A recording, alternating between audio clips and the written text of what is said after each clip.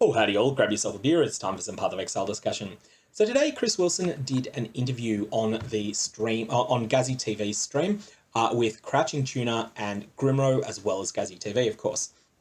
This was focused on softcore trade-enabled gameplay, and particularly softcore trade-enabled endgame play, as that's what all three of the participants in the podcast really focus on. So Grimro is someone who's well known for tornado shot builds, as well as for quite popularizing 100% delirious map farming strategies in the last 2 or 3 leagues. Crouching Tuna is the person who 8 leagues ago, all the way back in Legion, really popularized deep delving and went public with some of the strategies that have since been refined a little bit, but really was the first person to publicize the 0 hit point deep delve strategy. And GhazzyTV plays a variety of builds, but most of that variety is minion-based, and is someone who definitely does a lot of in-game content really early in a league. So, with that in mind, I wanted to go through my personal highlights from this stream. I'm not going to cover everything. I'm just going to cover the things that jumped out at me as being something particularly notable. If you want to watch the whole thing, jump over to Gazzy's stream. There'll be a link down in the description below. And have a look in his VODs and you will see a link to the entirety of it. That may not be available the instant that this video goes live, but it should be available within the next few hours. So, the first topic of discussion, much to the annoyance of the chat, was hard mode. And the first question that sort of came up was, because you could tell, that the stream chat was just mostly people not interested in hard mode, and actually often not just not interested, but hostile to it existing. It's like this sort of thing of, I don't think this is going to be fun for me, therefore no one else deserves to get it mentality that was going on there. So the thing that was asked was, what impact will this have on players not interested in this game mode? And Chris said it's just a chance to, reiterated really, this is stuff that had been said before, that it was a chance to test assumptions about core game itemization. So basically, when we talk about items later, we'll be talking about how, my idea of a 10 out of 10 item is a 1 in a billion drop. So if you, in the normal game, if a typical endgame player's best items are 6 out of 10, and they might have, 1 7 or 10 or 8 out of 10 item that they got through a bit of luck or through shrewd trading, in hard mode, you might be making do with 2 out of 10 items with the occasional 3. But one of the things that's going to be important with hard mode is that it's a chance to test, is it more fun if 3 out of 10 items are only available as drops and, you just can't craft items that are that good? Or should it be instead that the 3 out of 10 items that exist are mostly ones that are crafted via various crafting methods, and you probably won't get a 3 out of 10 item to drop for you? This can then be tested in the hard mode environment, what should be better, crafted items or dropped items, and then find out from that which ends up being more fun. And using it in a lot of ways as sort of an alpha testing realm, which can then be used, lessons can be drawn from that. But then when they're brought over to the main game, instead of it being, let's say that they decide that 3 out of 10 should be the practical limit for what drops, and that 2 out of 10 should be the practical limit for crafting using easy currencies, and 4 out of 10 using high-end ones. Then they might say, all right, well, that's what we're going to try and implement in the main game, except 5 points higher. So you might have 8 out of 10 items dropping, 7 out of 10 being crafted via deterministic and methods using cheap currencies, and 9 out of 10 through other methods. So anyway, that was the purpose of discussing hard mode. I'm really looking forward to this myself. I think it'll just be a more fun way to play the game. And, in many ways, it'll be like they've learnt some things out of solo self-found, but they don't balance around it. They've learnt some things about hardcore, but they don't balance about it. The item starvation mode will be another interesting way that they can learn things about the core game, learn what ends up being more fun without it making major balance changes for the main game. Anyway, hard mode's been discussed already in previous videos on this, so I'll jump forward at this point. Except to say that one more thing that was added was that there will be some experimental numbers tweaks that are being considered for the main game. So if there's a thought that, such and such a skill might need to be nerfed and this is how we're going to do it, then it might be that in hard mode, it gets that nerf earlier. One last thing about hard mode, Chris, don't forget Gem XP. Gem XP will be basically, if you don't nerf Gem XP in hard mode, then it's just going to be a custom meta. So, item philosophy was the next thing that came up. And this is a really interesting session, and it's one where you can see how Chris has a number of ideas that are thinking about the long-term health of the game, and that often, would be things that not everyone in the chat was agreeing with. But you can tell that everything that he does think has been heavily, heavily thought out. So the first thing, and this really is just an article of faith, like this is just a decision that's not based upon anything other than when we first designed Path of Exile, we decided on this as a key platform of the game's design, a key core concept. And that is that Chris, broadly speaking, prefers items to be tradable. So he prefers the Diablo 2 style of everything in the game can be traded to the Diablo 3 style of everything that you loot is soulbound. So you can't do anything with it, unless you trade it within the first few minutes after acquiring it, I believe. And even then, you can only trade it to people who were with you at the time that you got it. So basically, there's no concept of a trade economy in Diablo 3. This is the way Diablo 3 is now. It's not the way that it was released. At release, it had the most frictionless trading system of an ARPG that's existed, and it also had a pay-to-cheat auction house for real money. That ended up being all removed at one point, and then they basically rebuilt the item system entirely. So Chris just prefers the Diablo 2 approach to modern-day Diablo 3. And that's just a case of, just a fundamental design pillar of Path of Exile that I don't think he'll ever shift on, and I personally agree with him on. That said, the next thing that was raised is the idea of a bell curve of items. So if you maybe, and I'm picking these numbers, I made these numbers up, these weren't from Chris. If you say that a 10 out of 10 item is a 1 in a billion drop, when you've got a 3 out of 10 item, upgrade drops are pretty common. You might get one every other map. When you've got a 7 out of 10 item, they're rare and special. And if you've crafted a 12 out of 10 item, then nothing is possible from drops that can be an upgrade. And so ultimately, wherever you are in power, you're going to find there's going to be sharp diminishing returns in the amount of item upgrades that you find from monsters, unless you are constantly fighting escalating tiers of content. So the next topic that came up was the always touchy question of determinism versus RNG.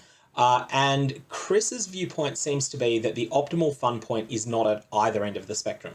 So to take the extreme ends, you have Diablo 2 or Elder's Corruption Chamber being purely RNG based. On the flip side, you have Gem XP and quality up to the level of 2020 being purely deterministic. And crafting systems within POE lie at different points on this spectrum. And there's never going to be an agreement between players as to which is more fun. Like, would it be more fun to have a system where you don't have a headhunter, then you run 6,000 maps, and on completing your 6,000th map, you're awarded a headhunter? Or would it be more fun to have them drop, one in every X maps, and maybe you get one on your 7th, maybe you won't get one by your 25,000th? And so one other point that came up is that trade is a way of ameliorating the effects of RNG. And in the context of a trade league, because obviously this podcast was about the softcore trade enabled experience, often the most powerful way to mitigate RNG or to seek a specific item is going to be to trade. And so you can think of that, for instance, if you consider Chevron's Wrappings, which is an item that can be deterministically farmed in the game. There are a couple of ways you can go about that. You can either run the content that deterministically drops Chevron's Wrappings divination cards. So there is a divination card called the Offering. I think it drops from a couple of maps like Scriptorium from memory, but it also drops a lot from Heist armor chests, and that's actually the best place in the game to get it. So if you're playing in solo self-found, your only option is, all right, I'm just going to run those heists that drop armor chests. I'm going to keep grinding them until I get the Offering cards. But if you're in Trade League, the most efficient way to do it is not to do that. The most efficient way to do it is to say, let's say that you like Heist. The most efficient way to do it is to run heists that have currency rewards. or to run heists that have, I think it's blight rewards that are particularly good at the moment. I'd have to check that. And just keep doing this and acquiring all of the loot that drops, and then using that, pooling that together and buying a Chevron's wrappings from someone else that's had it drop for them and that doesn't want it. So this is something that provides mitigation against unlucky streaks, and that is Trade League exclusive. So this sort of came up a little bit, and fundamentally that Path of Exile is going to continue to have crafting systems that are all over the spectrum here. From things that are at the more deterministic end, like the extremely deterministic Master Crafting Bench, through to things that are more RNG heavy, like Elva's Corruption Chamber. There's a bit of discussion about influence mods and how they changed a lot of the game with crafting. And Chris said that for 3.17, everything to do with influence mods is on the table, is basically being discussed at the moment. But this is something that GGG have not made any decisions on, and so he had nothing to announce because they've made nothing. They have made no decisions there. There's a little discussion around the nature of a trade economy and how there will be a best way to do something, and if you don't do it this best way, then you will end up being inefficient. Just opportunity cost of crafting. And one thing that I think was a key point that wasn't made is that if you can use a crafting method that, let's say that you're trying to craft something for the top meta build at the time. So at the moment, the top meta build one of the top meta builds is Spectral Shield Throw, pure physical version. And so let's say that you've got a Shaper Influence Colossal Tower Shield and you're using Dense Fossils on it.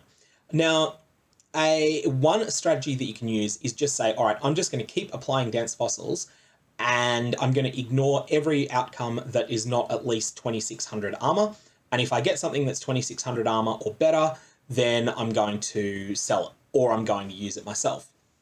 But then there's another option that you have, which is to say, okay, every time that you roll something, you assess it. This isn't what I want, but could this be perfect for someone else? And let's say that you hit, just by dumb chance, you hit something that's got 15% minus reservation on it and has another good influence mod on it as well. That might be completely useless for your build, but could be good for someone else's. And so you have this situation where the most efficient way to craft is actually to apply crafting methods in bulk and just be able to recognize through knowledge of the meta every time you hit something by accident that's not what you're trying to craft, but that is good, and then selling that. And if you are doing this, if you become the most efficient player in the trade economy because you're doing this, then you can undercut the people who are only crafting the item that they want themselves. And so this creates this really awkward dynamic where it is actually cheaper to trade for an item than to craft it yourself. And I don't think that's a solvable problem at all. So that was something that wasn't, like, that's me elaborating on something that was discussed. Additionally, it was interesting, Wilson considers metamods a mistake, but not one that requires changes. So he wasn't announcing that, metamods are going to be removed or anything like that. But that he says that they were a mistake in hindsight, and that if Path of Exile were to be built up from the ground again, then metamods would likely not be in it. There's a bit of discussion around the Forbidden Trove and service trading, and also the related topic of scamming. So let's get the scamming stuff out of the way first. Chris was generally okay with unequal trades that are executed with integrity. So this is where you're relying upon an information gap, not upon dishonesty. So an example of an unequal trade executed honestly, there was a period where the 20 quality gem recipe was not known. It was known by a couple of players, but it was not widely available. It was not in the POE wiki and things like that. This is the recipe where you vendor a level 20 gem with a single gem cutter's prism. And because this was not widely known, the players that knew it were in a position where they could buy, for 15 chaos, they could buy a level 20 faster attacks gem. They could then upgrade it with this GCP recipe, and then they could sell this level 1 20 quality faster attacks gem. They could sell that for 45 chaos. So they had this huge income that was coming from this information gap that existed. The reason that faster attacks could sell for that much was because GCPs back then were like 4 chaos. And so this created a massive wealth funnel to those players, but they were acting with integrity. It was with incomplete information, but with integrity. An example of something that he considers just an outright scam is someone saying, I'll give you 30 chaos to kill this boss, payment gets made, and then the boss killer just runs off without even trying. So Chris is okay with the former, not okay with the latter. Obviously, some people will agree with that. Some people will disagree with that. Some people will be fine with the, with the outright scam. Some people will think that the that leveraging incomplete information is unethical as well. But that's where Chris stands on it. And Chris pointed out a minor trend towards more secure trading, like Chronicle of Axolotl, without promising more. There's definitely nothing was planned or discussed about Harvest secure trading. There was no promises along those lines, and I sort of don't expect that we'll see it. Next topic that came up that was of interest was Expedition going forward. So Chris outlined that it will go core at some point, and that when it does, it will be changed. It will be splinterless, and all of the Expedition currencies will be auto pickup and soulbound. So they'll work like Azurite. This should be really interesting, especially for ROG, who will give a lot of opportunities for newer players to just experience crafting at no or low opportunity cost. So I think this will be a positive change. It will certainly make logbooks very, very different to how they are now, because most of the currency in logbooks is from Tujen. And so getting rid of the ability to, farm massive amounts of, say, Gwenin currency to sell to other players, though, will make the Tujen logbooks much better than the Gwenin ones. They already are, but they'll be even more so. Next thing that was discussed was the topic of Hateforge, and specifically, but chase uniques in general. So there was quite a focused discussion on chase item rarity and player expectations. So now I term Chevron's Wrappings to be an accessible item. We're talking about trade leagues here. So Chevron's Wrappings is something that's not trivial to acquire, but that anyone that gets solidly into endgame can get their hands on Chevron's Wrappings now. On the flip side, you have something like Hateforge, which for those of you that weren't familiar, it's an item that was added in Ultimatum League in 3.14, and it's not available in 3.15 at all. It was tied to the Ultimatum content, but it was extremely rare and extremely valuable. You'd only get it by doing the main boss of the 3.14 expansion, and that boss was very difficult to beat. Additionally, the drop rate for Hateforge was quite low as well, and Hateforge was build empowering. It was as build defining as Chevron's Wrappings was existing. So you've got the accessible build defining items like Chevron's Wrappings and the chase items like Hateforge. But he's very wary of communication issues and player expectations. So obviously a Hateforge style item is not suited for first characters at all. And so any player that begins the league expecting to have Hateforge, by the time that they hit, say, level 80, is going to be disappointed. And so he's concerned about that issue, whilst at the same time still thinking that these Hateforge style items add more to the game than they add in the way of problems.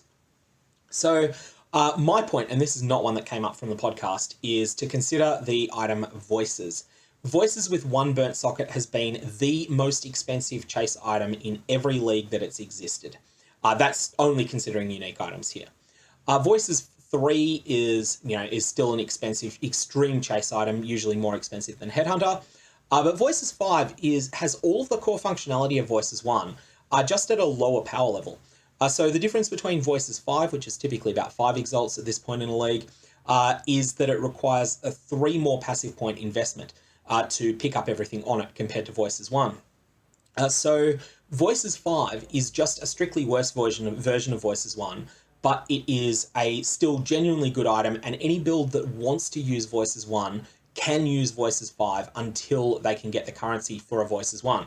And this, I think, makes it the best chase item that has ever existed in the game. It's got the same functionality, but lower power. And the absolute key that makes this work is the fact that you cannot apply a Divine Orb to a Voices 7 or a Voices 5 to turn it into one of the chase versions. So this immunity is absolutely key to why Voices is a good chase item. I kind of think it'd be interesting to see how Hateforge would work if the 25% divine roll on it was something that was very, very, very exclusive, but if you could easily access a Hateforge with 15% as its divine roll. I think that would be an interesting analogy for the voices. And I'd also be really interested, just as an experiment, I would be really interested to see what a single league of Path of Exile would feel like if Divine Orbs couldn't be used on unique items in that league. I actually think that would make the game better, but I expect a lot of people will disagree with that. So the next factor, though, was the biggest one, and this was talking about juicing maps. So one of the complaints that Grimro in particular raised, and this is like, for me and Grimro to agree on something about endgame is a really rare thing, but Grimro was pointing out that he absolutely loathes trading for map-related consumables. We're talking sextants, we're talking scarabs, delirium orbs, cartographers' chisels, all that sort of rubbish, and just finds this really onerous. And I find that this burns me out at endgame. Like, once I get to the point that maps are no longer fun without scarabs, at that point I'm already thinking, okay, when's the next league? Whereas Grimro is the complete opposite. He's like, yeah, this is the beginning of the fun for him. So Chris agrees that this is a real problem. Now, one thing that most people, well, the most common suggestion here that comes up from community members is to have a frictionless trade system that is only applicable to these sorts of mapping consumables. So, most people that talk about this sort of suggestion raise a trade auctions house type system that only applies to maps and to mapping consumables. Chris had a different solution though, and I thought this was quite interesting. So he didn't want to change it by solve this problem by changing the trade system, but instead by closing the gap somewhat between juiced and unjuiced maps by raising the amount of monsters, the amount of rewards in an unjuiced map. And so then additionally changing some of the ways that you currently juice maps to be untradeable. So the exact details of this were not discussed in any length at all. And this sort of came across as a 3.17 plan, not something for 3.16. But it seems like there's a discussion of perhaps removing everything except scarabs that is used as a map juicing system, and then having some of those things go baseline, and then having scarabs remain as this much more precious way to add a substantial amount of extra juice onto a map. I'm really interested to see this. I kind of feel like scarabs were a mistake in a lot of ways, in that they made unscarabed maps feel worse. And getting your hands on enough scarabs to use them frequently is quite onerous. So I'm kind of interested to see how a change like this would work. But that said, this was really only preliminary discussion. Anyways, those are the points that jumped out at me as the main things during the presentation today. If people have got comments or questions, definitely fire away below. Otherwise, I'm going to leave it there. May your Varlorbs have interesting results. And just a quick reminder that I am sponsoring a bounty in the upcoming Zizran Gauntlet event, and that I will put a link in the description of this video below to a spot where you can vote on which of 4 different Maven invitations will receive that prize. So Zizran's Gauntlet event is a way to play Path of Exile in extreme hard mode. It's going to have the hardcore solo self-found rule set in play, and in addition, it's going to have most of the hard private league mods. And I'm putting up a prize for the first person to kill one of the Maven invitations. The options in the poll are the 4-way Elder Guardian invitation, Corrupt Rare 8 mod, the 4-way Shaper Guardian invitation, Corrupt Rare 8 mod, the 4-way Synthesis Bosses encounter, rare and with at least a mod count of 5, or the 4-way Breach Lord encounter, which is the hardest of these encounters, rare and with a mod count of at least 4. So that poll will be linked down in the description below as well. Anyways, that's all I got on this. May your Varlorbs have interesting results, and may you have fun in the Gauntlet should you choose to play it.